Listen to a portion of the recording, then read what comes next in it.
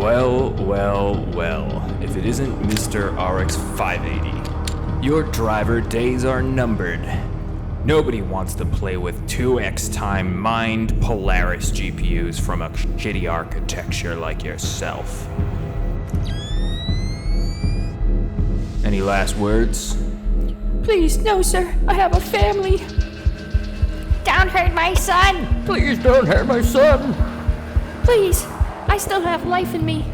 I can play games, I swear. I can play games, I swear. I swear. I swear. Reality.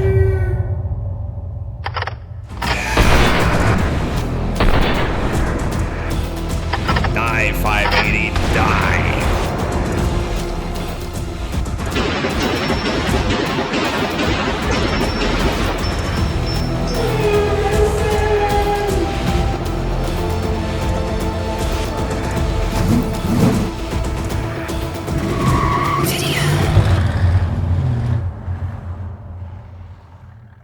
Yeah. Hey, what's up, Mom? What's up, Dad? I thought you were dead, son. What happened? Oh, the guy that shot me was from NVIDIA, but he used Nerf gun bullets. Look he left a whole bunch of them right there. Yeah, it's pretty ridiculous, huh? Looks like I'll still be playing games. Although I wouldn't recommend the RX 580 in 2023 due to the probable end of driver support, I was surprised to see how well this card actually holds up. In this video, we're going to be testing the XFX RX 580, it's the 8GB model, and I wanted to be clear, instead of using a modern test bench like this one here, I'm actually going to be using a more realistic situation and use a system that you would probably find bundled with scouring the local marketplaces like Facebook or OfferUp. This is a 4790K test bench, and although it's older than the GPU itself, the performance was on par or very close to a lot of the AMD Ryzen processors that came shortly after it when it comes to single core or gaming performance. I also wanted to mention one other thing. There are remakes of these GPUs available for sale brand new as well.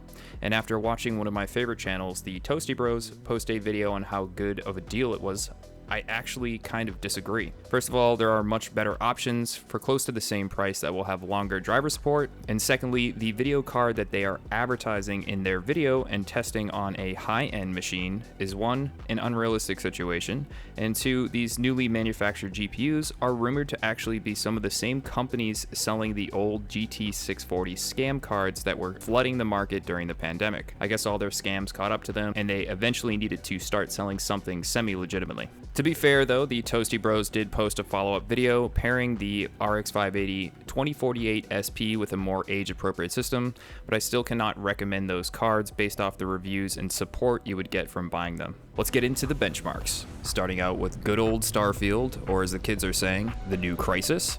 To be honest, I'm having a good time with this game, but I don't think it should be compared to Crisis, as Crisis did massively improve on visual quality back when it came out, so it made sense to be considered the annihilator of PCs in its era.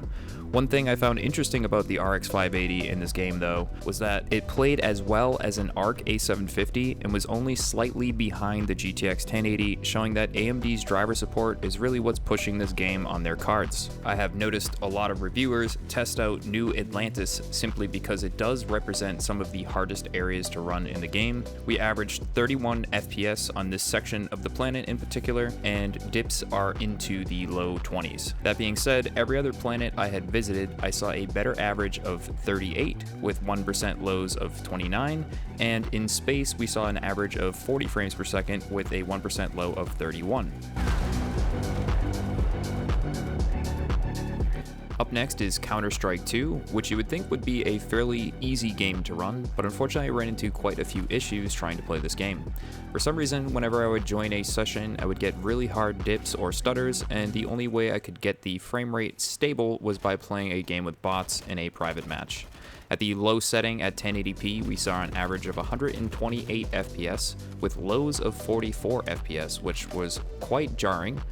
Now it's probably a good time to mention the EVGA capture card that I was originally using to try to get these benchmark numbers.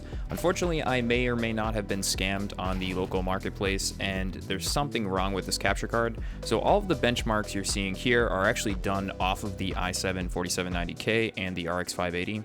So I'm not sure if that there is some sort of CPU bottleneck or issue happening here with this game, but it's definitely not as smooth as it should be. I just wanted to be clear about that. You guys might get better results with the RX 580 in your system. Up next, we have CD Projekt Red's Cyberpunk with the new 2.0 patch running at 1080p with a mixture of mostly low and some medium settings to increase the texture. Not only does this game look pretty decent at these settings, but the performance is really surprising on this 7-year-old card. We get an average frame rate of 56 with a 1% low of 35, keeping just above that 30 when things get a little bit hectic. For a majority of the playthrough, I did stay in Night City. On the outskirts, you can add another 5 to 7 FPS, breaking that 60 FPS mark. The experience overall was extremely smooth, and if you want to play this game on a budget, a cheap system like this will work perfectly fine, or an RX 580 in general.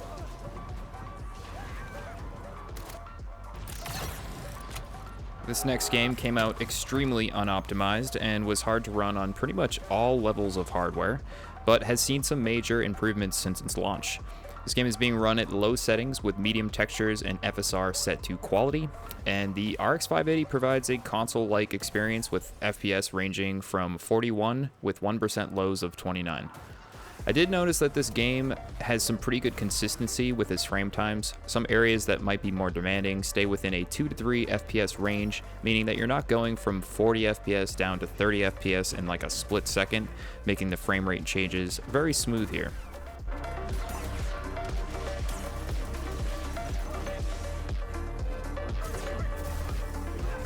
I also want to mention that I started my save file over for this game, and since they've updated it quite a bit, and it performs very well across numerous different computers, I've been playing it a lot more lately, and I actually feel like it's a really good game. So if you're on the edge about buying this game, and you see it go on sale or something, maybe pick it up. It's pretty enjoyable.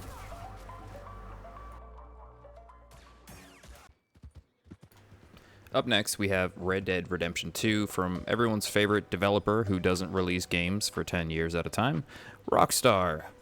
During the recording of this game, I did mess around with these settings quite a bit, and I found that the best setting was medium with FSR on quality at 1080p.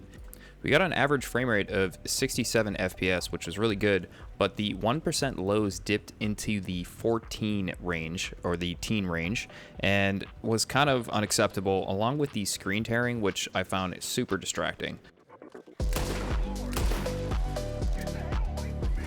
So in a moment, I will die from my stupid decisions of killing all these farmers, but I did end up enabling VSync to get a better experience, and I have to say that having the locked frame rate of 60 in this game is just way better. It's more consistent, and the VSync is not distracting. This is a, single player game.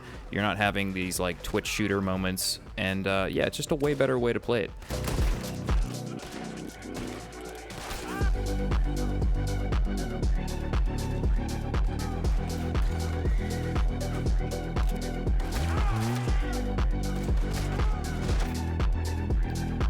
This is when I ended up switching on the VSync, and you'll see a pretty consistent locked 60 right here. And yeah, I gotta say, just way better experience. If you guys are playing this game, just put VSync on, especially if you're on an older card and you have to make some compromises with your, settings and frame rate.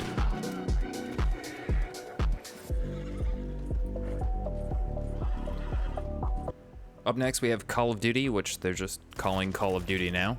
And this game we're running at the balanced setting, which is a mixture of like low and medium at 1080p with FSR on again. And this game runs pretty good. We get a 101 FPS average with a 1% low of 77.